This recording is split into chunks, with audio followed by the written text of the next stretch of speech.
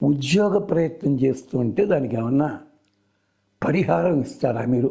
మంత్రం ఏమైనా సాధించుకోవడానికి? నిజమే. ఉద్యోగం అంటే అర్థం ఏమిటి? ఉత్ యోగము, గొప్పదైన యోగము కలవాలి మనకి. అంటే మనం పని చేసినట్టయితే ఆ పని వల్ల మనకి కీర్తి రావాలి, ధనం రావాలి, గుర్తింపు రావాలి, మన వాళ్ళు బాగుపడాలి.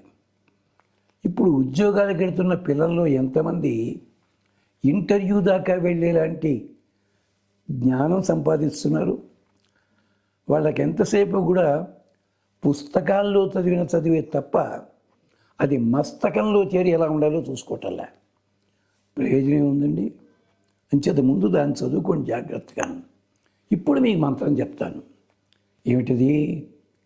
హనుమంతుడు లంకానగరం వెళ్ళే ముందు అక్కడ శ్లోకం ఉంది. ఏమిటది?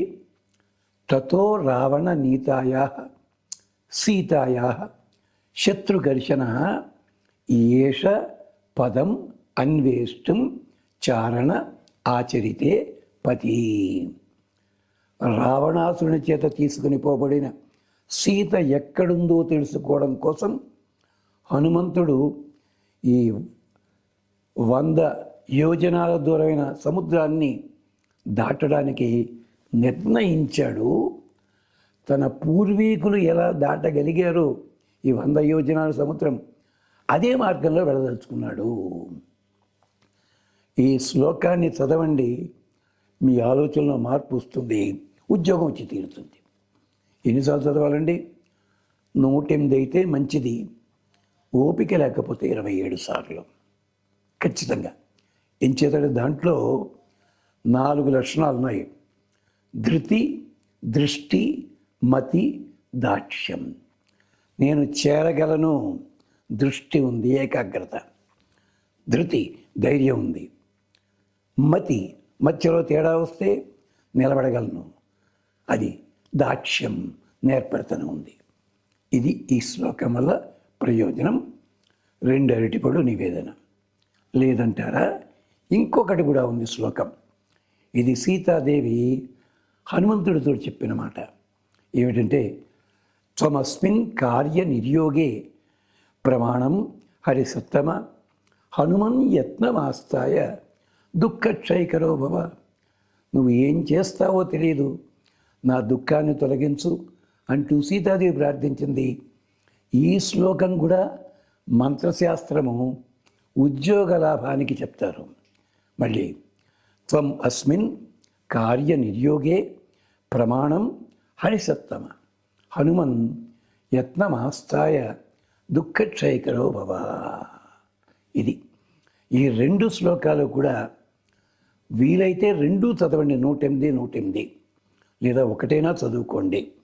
చదువుకుని ఇంట్లో చక్కగా హనుమంతుడి ముందు దీపాన్ని వెలిగించి రోజు 2 అరటిపళ్ళు కానీ లేకపోతే దానిమ్మ పళ్ళు కానీ, హనుమంతునికి దానిమ్మ పండు చాలా విశేషము. మన కోరికలన్నిటికీ కూడా సంకేతం దానిమ్మ పండు. ఎలాగంటారా? విరవగానే గింజలు వస్తాయి, గింజలు తీయగానే పొర వస్తుంది, పొర తీస్తే మళ్ళీ గింజలు వస్తాయి. మన కోరికలు ఇదే బాబు. అందుకని ఈ పని చెయ్యండి. ఇంకొకరు అడిగారు, ఇంకోటి ఏమన్నా ఉందా అండి అని. అది కూడా ఉంది. అది కూడా ఒక శ్లోకం చెప్పేసి ఆపుతాను, వివరణ చెప్పను. యథా రాఘవ నిర్ముక్తశర గచ్చేత్ తత్వత్ గమిష్యామి లంకాం రావణ పాలితం. రాముడు వదిలిన బాణంలాగా లక్ష్యం తప్పకుండా సీతాదేవిని దాచిన లంక ఎక్కడుందో అక్కడికి వెళ్ళేదాకా నేను మధ్యలో ఆగను. ఇది ఈ 3. మొదటి 2 చాలు, 3వది కూడా చేర్చుకోండి, మీ ఇష్టం. ఎక్కువైపోయిందని చెప్పి మళ్ళీ మమ్మల్ని తిట్టుకోవడం మాత్రం చేసుకోకండి. అయితే 45 రోజులు చేయాలి కనీసం, లేదా 90 రోజులు. మధ్యలో అవాంతరాలు వస్తే ఆ రోజులు వదిలిపెట్టి మళ్ళీ కొనసాగించుకోండి. హాయిగా క్షేమం కలుగుతుంది. స్వస్తి. ఇది ఒక ప్రముఖ పీఠాధిపతులు కూడా ఇదే మంత్రాన్ని గోడ మీద రాసి పెట్టారు అక్కడ, గమనించండి. స్వస్తి.